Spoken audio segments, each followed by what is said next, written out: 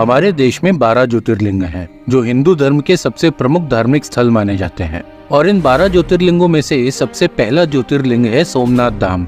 और अगर हम स्कंद पुराण की माने तो सोमनाथ मंदिर की स्थापना 7,99,25,105 वर्ष पूर्व चंद्रदेव ने की थी। और अगर हम अभी की जनरल हिस्ट्री की बात करें तो लिखित इतिहास में इस मंदिर को 649 ईसा पूर्व तक ट्रैक किया जा सकता है। नमस्कार, मेरा नाम है द हिस्टोरिकल स्टोरी टेलर और चलिए सोमनाथ मंदिर की अनसुनी कहानी जानते हैं। सोमनाथ मंदिर की मूल स्थापना चंद्रदेव पर प्रजापति दक्ष के श्राप की कथा के साथ जुड़ी हुई है। यह कहानी ऐसी है कि ब्रह्मदेव के पुत्र प्रजापति दक्ष ने चंद्रदेव को यह श्राप दिया था कि उनको अपनी जिस सुंदरता पर इतना घमंड है, उनकी वह सुंदरता धीरे धीरे क्षीण होकर विलुप्त हो जाएगी। इस श्राप से बचने के लिए चंद्रदेव ने ब्रह्मा जी के कहने पर प्रभास तीर्थ के त्रिवेणी संगम में स्नान करके भगवान शिव की पूजा की। चंद्रदेव की भक्ति से प्रसन्न होकर भगवान शिव ने उन्हें अपनी जटाओं में धारण किया और साथ ही उन्हें यह आशीर्वाद भी दिया कि उनके पूरी तरीके से क्षीण हो जाने के बाद वे अगले 15 दिनों के दौरान पुनः अपनी सुंदरता को प्राप्त कर लेंगे और पूर्णिमा पर अपनी पूरी महिमा के साथ चमकेंगे। ये वरदान प्राप्त करने के बाद चंद्रदेव ने भगवान शिव के लिए एक सोने का मंदिर बनवाया, जो सोमनाथ मंदिर के रूप में विख्यात हुआ और साथ ही प्रथम ज्योतिर्लिंग भी बना। भारतीय पौराणिक कथाओं के अनुसार सोमनाथ मंदिर सबसे पहले चंद्रदेव ने सोने का बनवाया, फिर रावण द्वारा चांदी से बनवाया गया, जिसके बाद भगवान श्री कृष्ण ने यह मंदिर चंदन से बनवाया था और कई युगों के बाद प्राचीन गुजरात के शासक भीमदेव ने इसका पुनः निर्माण पत्थरों से करवाया था। वैसे तो यह मंदिर कई बार तोड़ा गया और साथ ही इसका पुनः निर्माण भी होता रहा, लेकिन सन 1026 में महमूद गजनवी का सोमनाथ मंदिर पर हमला सबसे विनाशकारी हमला माना जाता है।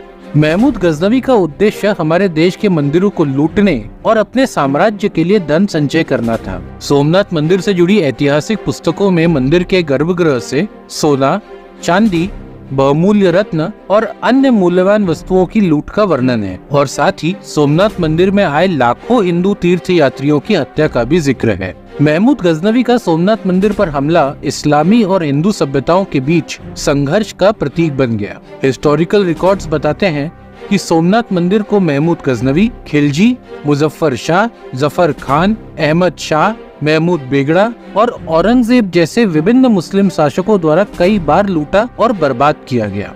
लेकिन जब भी इन विदेशी आक्रमणकारियों ने मंदिर को गिराया, हमारे प्राचीन शासक जैसे उज्जैनी के श्री विक्रमादित्य, अनिलवाड़ा के भीमदेव और जूनागढ़ के राजा खंगार जैसे अन्य हिंदू राजाओं ने इसे पुनः निर्मित करवाया और इसकी महिमा वापस लाई।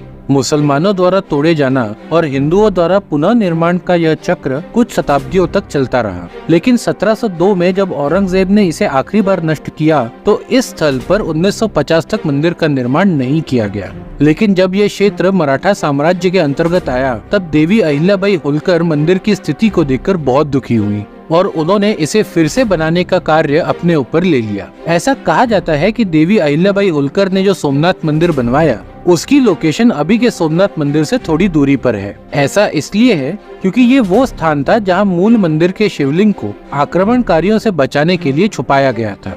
आज की डेट में देवी अहिल्याबाई होलकर द्वारा बनवाया गया यह सोमनाथ मंदिर पुराना सोमनाथ मंदिर या ओल्ड सोमनाथ टेम्पल के नाम से जाना जाता है। हमारे देश की आजादी के बाद जब लौह पुरुष सरदार वल्लभ भाई पटेल 1947 में सोमनाथ गए, तब उन्होंने सोमनाथ मंदिर के पुनः निर्माण का निश्चय किया। इसके बाद जब सरदार वल्लभ भाई पटेल, के.एम. मुंशी और कांग्रेस के अन्य नेता इस मंदिर के पुनः निर्माण का प्रस्ताव लेकर गांधी जी के पास गए, तो गांधी जी ने इस पहल को आशीर्वाद दिया और साथ ही उन्होंने ये प्रस्ताव भी दिया कि मंदिर का निर्माण सरकारी खजाने से न होकर जनता से चंदा इकट्ठा करके करवाया जाए और इसी के साथ मंदिर की देखरेख और निर्माण के लिए सोमनाथ ट्रस्ट की स्थापना की गई, जिसका नेतृत्व के.एम. मुंशी ने किया।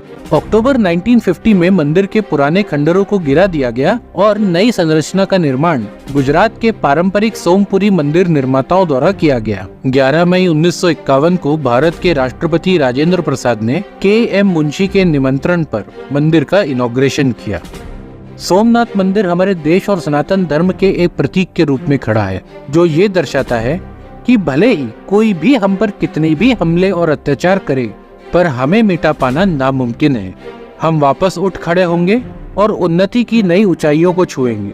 इस वीडियो के अंत तक हमारे साथ बने रहने के लिए हम आपके आभारी हैं। यदि आपको ये वीडियो पसंद आया हो तो इसे लाइक और चैनल को सब्सक्राइब करें। धन्यवाद।